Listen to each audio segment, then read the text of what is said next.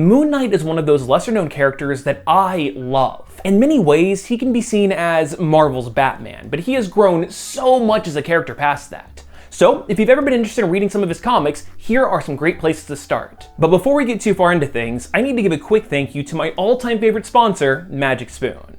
As a part of taking my health more seriously, I've found that cutting out foods is really difficult, and a morning bowl of cereal is a huge habit that I need to break. But thankfully, Magic Spoon is a solid replacement, so I don't have to. This stuff has 0 grams of sugar, 13 to 14 grams of protein, 4 net grams of carbs, and is only 140 calories a serving. They're also keto-friendly, gluten-free, grain-free, and soy-free without skimping on any of the taste. And with flavors like maple waffle, cocoa, and cinnamon, it's just as enjoyable as any of the sugary stuff that I'm used to. Honestly, just give it a try for yourself, since they have a 100% happiness guarantee that offers a complete refund if you don't like it, no questions asked. Just go to magicspoon.com/Drake and use my code Drake for $5 off your very own variety box, with flavors like frosted or blueberry. Shipping also just started to Canada and the UK, so it's more accessible than ever before. Thank you very much, Magic Spoon, for your continued support, but now let's get back to the video. Okay, so who is Moon Knight? Mark Spector is a former Marine and mercenary who was running ops in Egypt when he was killed in front of the altar of Khonshu, the Egyptian god of the moon, who resurrected Spector as his avatar, the Moon Knight. Acting as Khonshu's fist, Moon Knight is a figure of justice and a protector of those who travel at night. He's well-connected and has tons of cash from his days as a soldier of fortune, which he uses to outfit himself with various gadgets and vehicles. But one thing that is important to the core of Moon Knight is his dissociative identity disorder, which gives him multiple distinct personalities that affects how he tackles crime. However, it might surprise you to know that that's more of a recent development, and back in the day, those were simply alter egos that the character would take on in order to gather intel from various social circles. So to kick off the reading recommendations, let's start with this modern take on the character. Moon Knight as we know him today started to take form in his 2006 series written by Charlie Huston and illustrated by David Finch. This book is a great starting point, as it starts off with Mark Spector in a weak and broken state as a result of his crusade for justice in the name of Khonshu. Through flashbacks, we see that Mark has alienated his entire support system during his single-minded campaign of vigilante justice, something that was brought to a screeching halt when both of his knees were shattered during one of his nights out. In this book, Mark literally picks himself up off of his feet and tries to get his life back in order, but is haunted by his own inability to ask for help or treat anyone around him with kindness. He's a more brutal character than ever before, being egged on by visions of Khonshu whispering in his ear to kill the criminals that he apprehends. Moon Knight is seen as a dangerous psychopath by the world at large. Hell, this story takes place during the superhuman civil war, and both sides explicitly tell Mark that they don't want him on their side. But this culminates in a redemption arc that's explored in the 2009 series, Vengeance of the Moon Knight. As Moon Knight is presented as more or less a brand new character, the 2006 series is a fine place to jump in. So if you are absolutely set on starting with the very beginning of where the modern version of the hero started, this is where you want. Another good place to jump in would be the 2011 miniseries written by Brian Michael Bendis and illustrated by Alex Maleev. This one forgoes the usual split personalities of cab driver Jake Lockley and millionaire socialite Stephen Grant in favor of new personas, Spider-Man, Wolverine, and Captain America. Yeah, I'm serious. Mark even has these cool 3-in-1 gauntlets that shoot webs, create an energy shield, and pop out claws. Moon Knight is getting a fresh start by moving to LA, where he's trying to take down a bad guy that has set himself up as the West Coast kingpin of crime. Mark is a lot less brutal in this book, and the storyline is kind of like a detective story. So rather than just the run-of-the-mill vigilante justice, this is a nice change of pace. He also teams up with Maya Lopez, aka Echo, a deaf woman with photographic reflexes that allows her to copy any physical action that she sees. I actually have a dedicated video on her, so if you're interested in learning more, maybe go watch that. Anyway, the 2011 miniseries is only 12 issues long, so it's a light read and serves as a solid introduction to the character for people that are looking to get started, but not wanting to commit to a hero that they're not sure if they'll like yet. Now, where I personally started is the 2014 run, which made me an instant Moon Knight fan.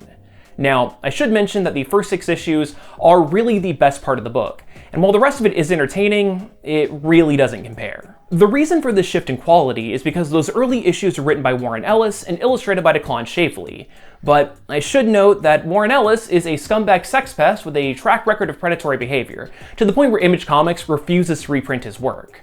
However, if you're looking to still read this book without putting any money in Ellis' pocket, then consider getting this one secondhand. Regardless of the writer being complete shit, these 6 issues are a solid rundown of Moon Knight, and also sees the introduction of the Mr. Knight identity, which has become a huge fan favorite, where he dresses in solid white for more detective-style work. Each issue is a one-off, self-contained story that is fun to read, showing off every side of the hero, including when he wraps his hands in enchanted bandages to punch goats. It's a fun and varied comic with great art, and like I said, the issues that follow are perfectly fine, and they feature a more traditional serialized superhero plot as opposed to the short stories. But what really makes this special is the beginning. That brings us to the 2016 series written by Jeff Lemire and illustrated by Greg Smallwood. This book is a trip, as it centers around Mark being locked inside of a mental institution where he has apparently been there since he was 12 years old, and his adventures in Moon Knight have all been a fantasy that he's just concocted for himself. His friends, allies, and contacts are all apparently his fellow patients, and the border of what's real and what's not is a huge blur.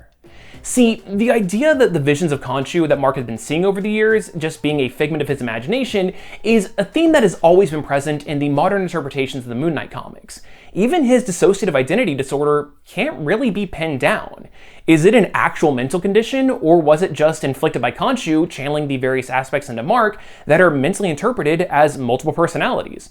We don't really know, and that's partly why I love this character. Lemire's book is a huge head-scratcher, constantly shifting visions of reality in a dreamlike state that disorients the reader just as much as it does Mark Spector. While the characters of the past do show up, their history with Mark isn't something that's needed to enjoy the comic, and if anything, it just adds an additional layer of abstract to it all. Because of how non-traditional the storytelling is, this isn't going to be a comic that appeals to everyone, but those that do like this kind of stuff are going to go crazy for it. Hey, Drake from the future here. That probably wasn't the best word choice for that, considering that it's about a guy with an actual mental disability inside of a mental institution. My bad. However, if you're looking for some old school superhero action, you might want to go back to the original series from 1980, written by Doug Mensch and illustrated by Bill Skianowitz. It's pretty in line with everything that you would expect from a book of its era. Street-level vigilantism where Mark is swapping back and forth between his various identities to get intel, and suiting up as Moon Knight to take on the bad guys with an assortment of gadgets, weapons, and vehicles. He even has his own little group of friends to help him out. They gather intel on their own, they kind of act like distractions every now and then, you know, all of that stuff that you would expect from a superhero's civilian friends.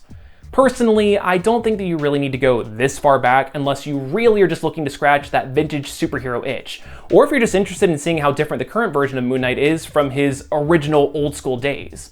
But hey, it's still technically a jumping on point, so if you want to start reading here, you definitely can. But for that classic flair with just a little bit more substance, you might want to check out Mark Spector Moon Knight, written by Chuck Dixon and illustrated by Sal Valletta. This is another one of those comics penned by someone that you might not want to financially support, as while he hasn't participated in sexual misconduct like Warren Ellis, Chuck Dixon is a renowned homophobe that surrounds himself and has been embraced by dangerously far-right figures. Anyway, having cut his teeth on books like Batman and the Punisher, Dixon brought a similar tone to Moon Knight.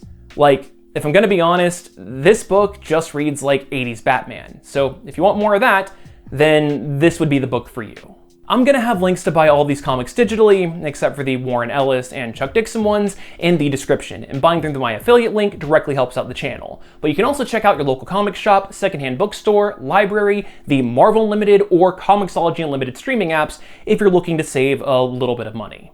Anyway, happy reading. And if you're looking for more recommendations, then I have a playlist for more characters just like this one, and there will be plenty more videos just like these on the way. But anyway, I hope you learned at least a little something new, and hopefully, I'll see you next time.